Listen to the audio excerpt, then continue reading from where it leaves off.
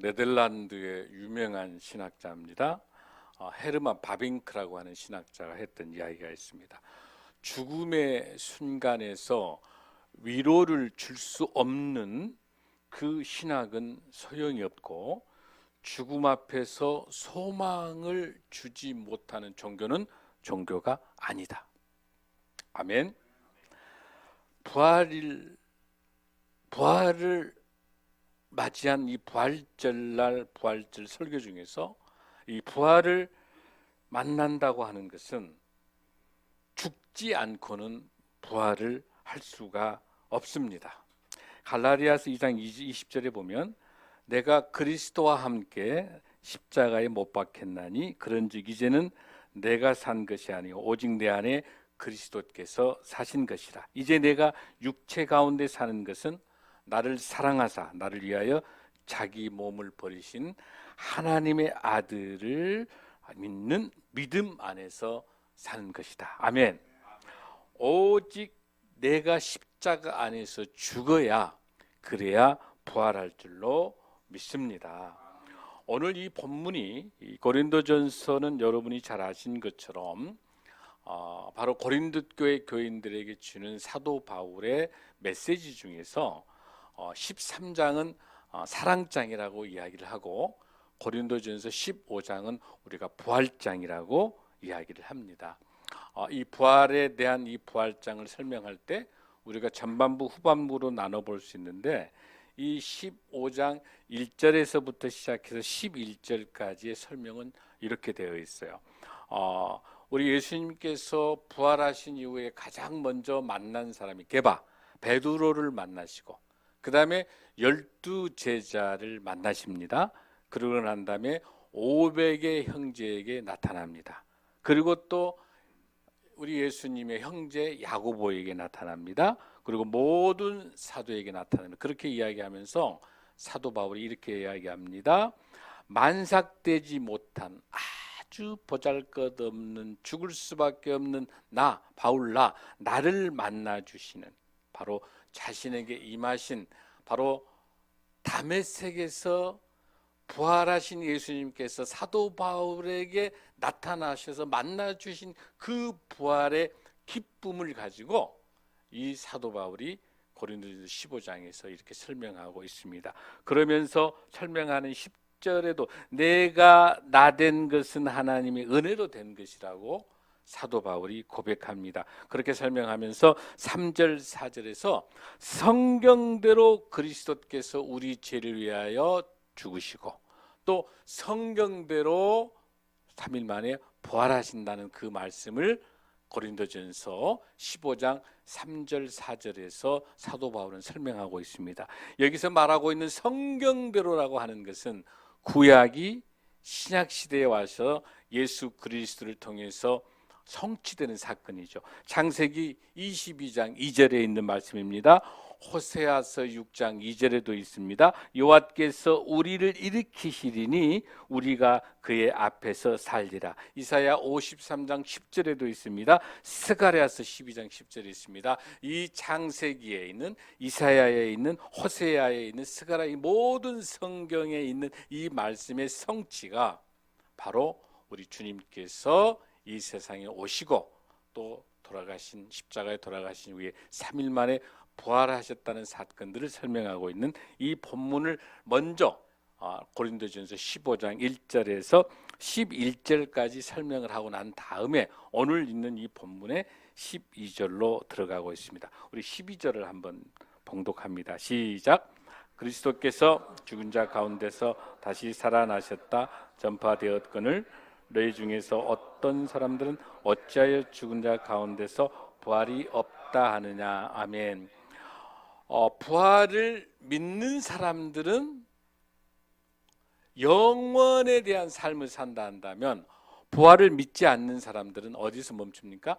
현세에서 멈추는 거예요. 현세밖에 모르는 거예요. 부활이 없다고 하는 것은. 그래서 우리에게 있어서 그 부활의 근거가 무엇인지 13절을 한번 보겠습니다. 시작. 만일 죽은 자의 부활이 없으면 그리스도도 다시 살아나지 못하셨으리다. 예수 그리스도께서 부활이 없다면 생명이 없는 거죠. 부활을 통해서 우리가 예수 그리스도의 생명에 힘입어서 우리가 부활의 근거가 되는 건데, 여기에 있는 것처럼 부활이 없다라고 한다면 우리 그리스도는 다시 살아날 수 없으신 거죠. 자, 그런 의미에 있어서 오늘 중요한 본문이 이제 14절부터 시작이 되는데요. 시작. 그렇게 해서 만일 다시 살아나지 못하셨으면 우리가 전파하는 것도 헛것이요 또 너의 믿음도 헛것이며. 이 본문이 아주 중요한 이 단어가, 이 헛것이라고 하는 이 단어가 케노스라는 헬라어인데요.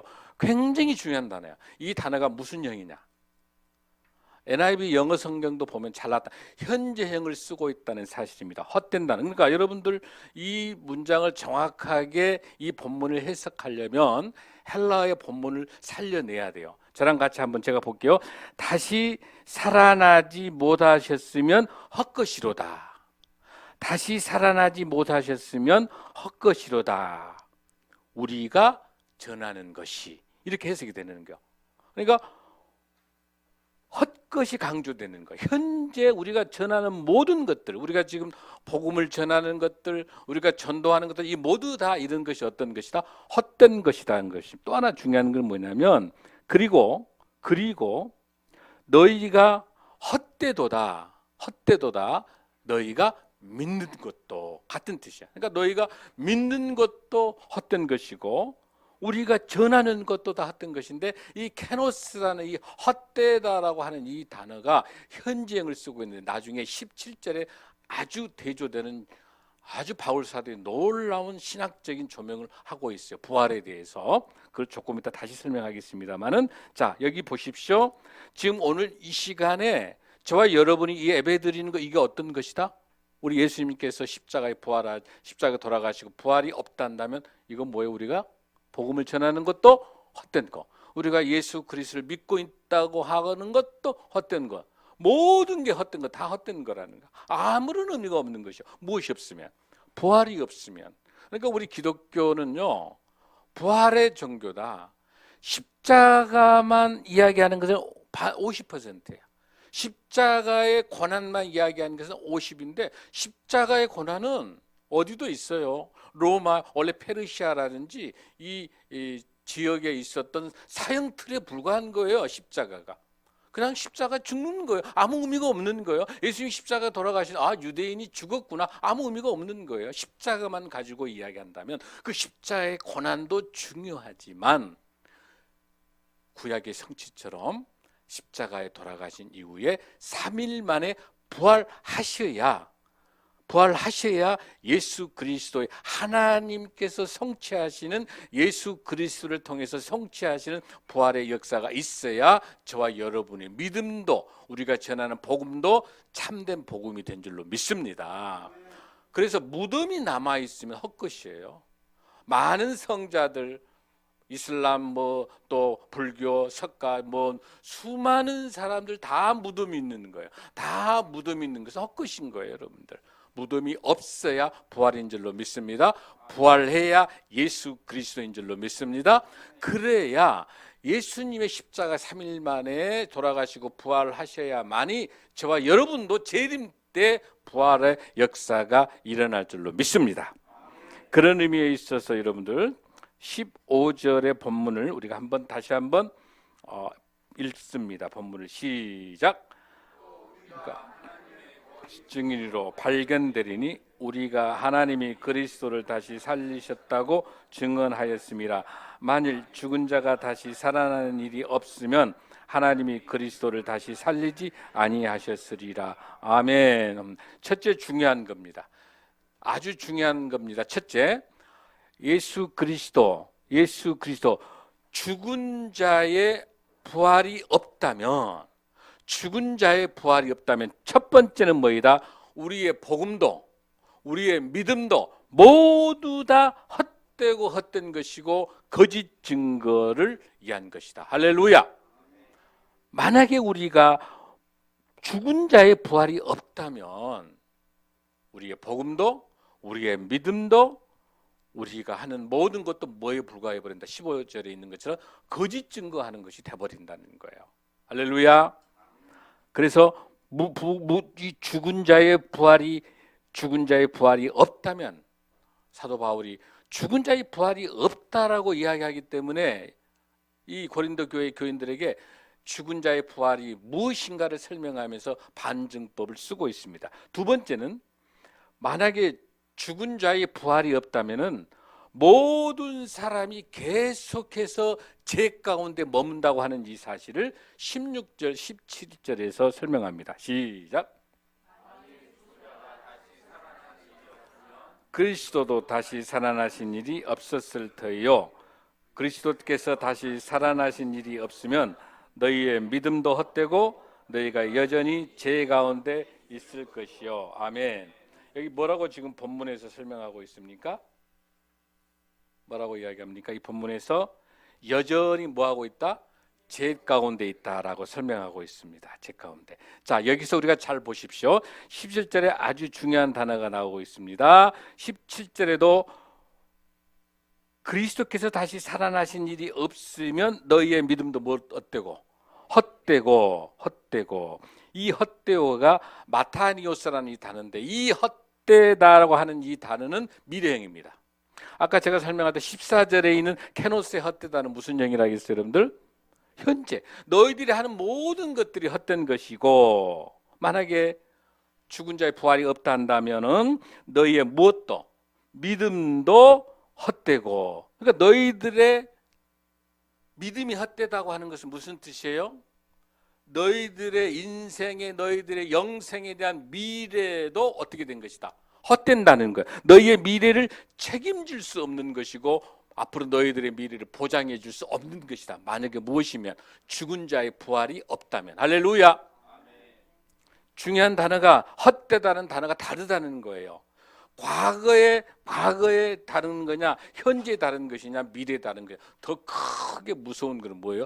미래에 우리의 신앙생활이 죽은 자의 부활이 없단다면 우리는 아무런 의미도 없는 것이고, 우리는 영생도 없는 것이고, 구원도 없는 거고, 아무것도 아닌 것이죠. 무섭죠, 여러분들? 두 번째는 여러분 뭐라고 그랬습니까? 죽은 자의 부활이 없으면 모든 사람이 어디에 멈춘다? 죄 가운데 계속 죄 가운데 머무르서 영원히 지옥에서 영원히 살 수밖에 없는 것입니다. 자, 세 번째 중요합니다. 이미 죽은 자들도 죽음과 함께 영원히 있을 수밖에 없어요. 뭐 하게 된다면?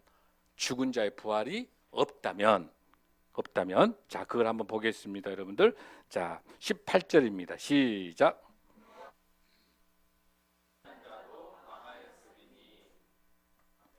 자, 만일 죽은 자의 부활이 없다면 그리스도께서 다시 살아나지 못하셨기 때문에 결국은 어떤 현상입니까, 여러분들?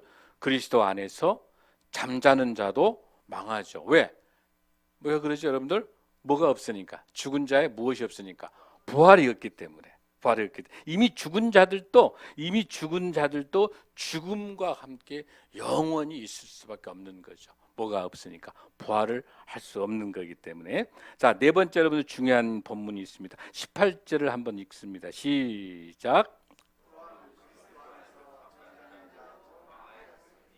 자, 제가 다시 한번 두 번 지금 읽어주는 그 또한이라는 그 단어가 중요해요, 여러분. 또한이라는 이 단어가 중요해요. 알아라는 뜻인데, 헬라 알아. 이건 뭐냐면 그 결과예요. 죽은 자의 부활이 없었을 때 그 결과인 거예요. 그 결과가 어떻게 된다, 여러분들? 잠자는 자도 망한다는 거지. 망한다는 것이죠. 자, 그러면서 우리가 네 번째 중요한 사실 한번 보겠습니다. 부활 신앙으로 사는 우리가 세상에서 만약에 죽은 자의 부활이 없다라고 한다면은 저와 여러분은 이 인생에서 가장 불쌍한 자예요.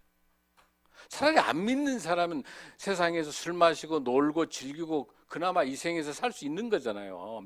믿지 않는 사람들은 부활을 모르기 때문에 그렇게 사는 건데, 죽은 자의 부활이 없다라고 한다면 가장 이 세상에서 가장 불쌍한 사람이 누구냐고 하는 거예요. 가장 불행한 사람이. 그게 어떤 사람인가? 여러분들 19절 한번 읽어보겠습니다. 시작.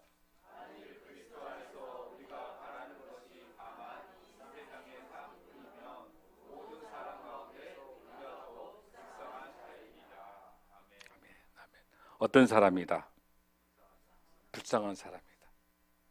그래서 템 켈러 목사님 이렇게 이야기해요. 이 세상에 가장 소중한 것은 내가 죄인이라고 하는 이 사실을 아는 것이라는 거예요. 가장 소중한 것이. 내가 죄인이라고 하는 것은 여러분 뭐가 죄인이라고 그랬죠?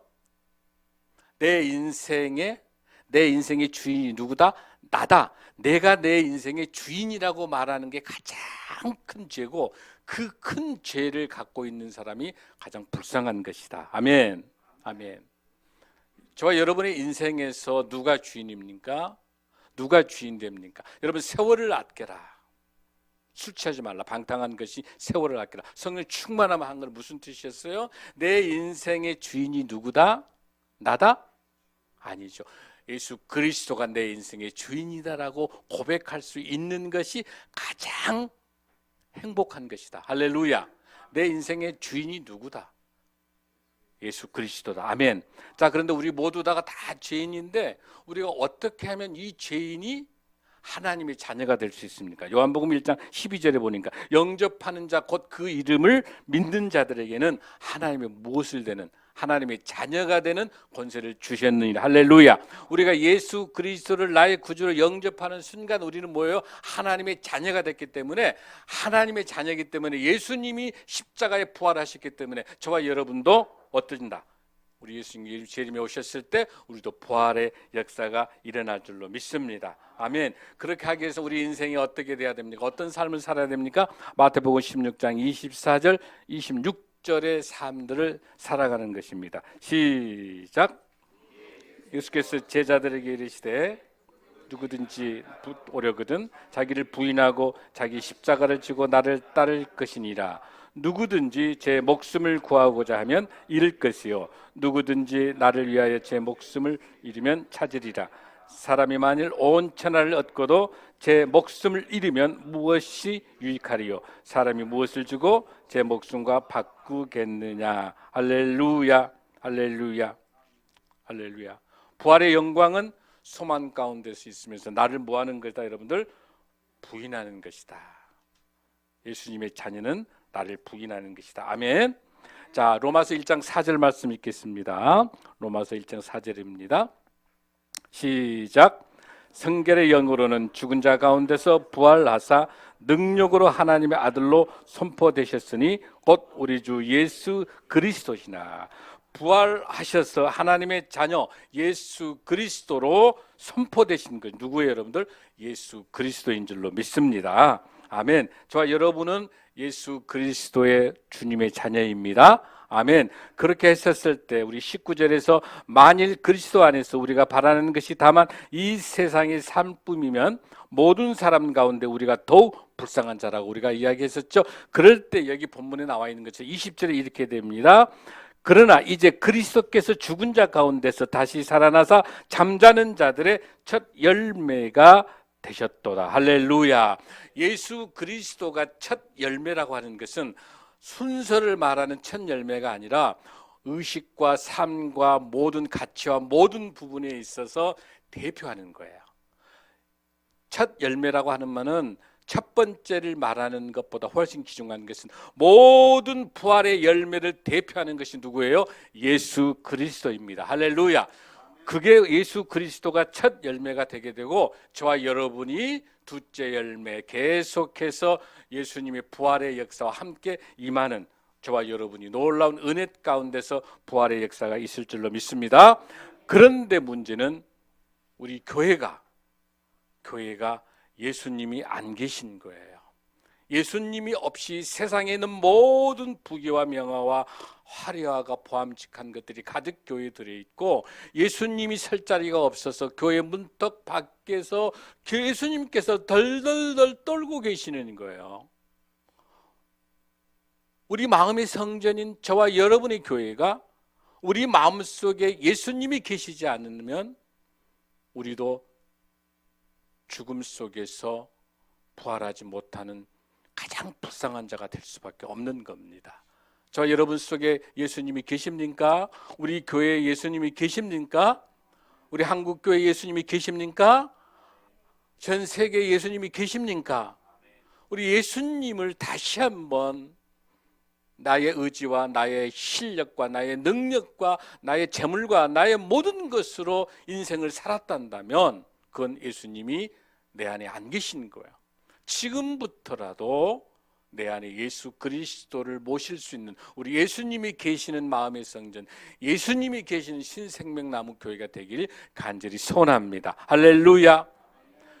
예수님이 계시지 않기 때문에 부활도 없는 교회가 많고 부활을 경험해 보지 못한 이 부활 소망 사망 권세를 이겨낸 이 부활을 이 기쁨을 함께 나눌 수 없이 그냥 매일매일 지나가는 영원히 불쌍한 자로 살아가는 그런 인생이 되지 않도록 저와 여러분에게 있어서 매일매일이 부활절 되길 바랍니다.